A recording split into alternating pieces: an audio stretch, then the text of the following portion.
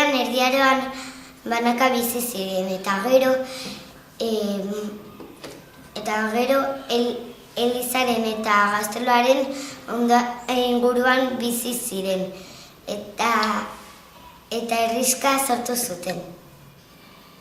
Kaka eta pis egiten zutenean, kubo batean sartzen zuten eta erdiatik botatzen zuten eta horrela peste negra sortu zen. Gazteluak fosoa zuten etxaiak ez pasatzeko. Mutilek 4 eta 5 urtekin zaldiz eta ezpatekin ikasten zuten. Eta neskak 14 edo 15 urtekin ezkontzen ziren. Errege eta erreginak agintzen zuten, eta etxaia etortzen zirenean inguratzen zuten gaztelua eta ura eta janaria behar zutenean jaisten ziren eta hor atakatzen zuten. Pobreek ematen zioten dirua noblei eta nobleek dirua ematen zioten erregi eta erreginari.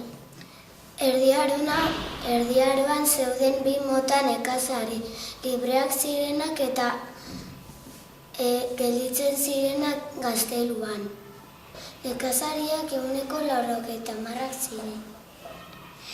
Gazteluak harriz eta egurrez egiten zituzten. Erdiaroko etxetan ez zegoen urarik eta gazteluko putzuetara joaten ziren ura hartzeko. Nekazariek arropa bakarra zuten eta apurtzen zenean partxea jartzen zuten eta nobleek arropa asko zuten.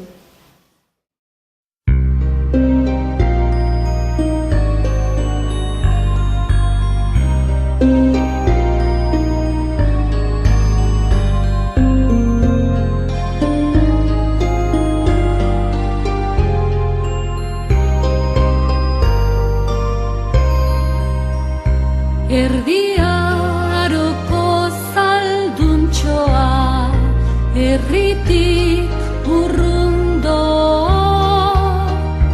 mila gudetan irmo dabil, noiz arte ezin jakin.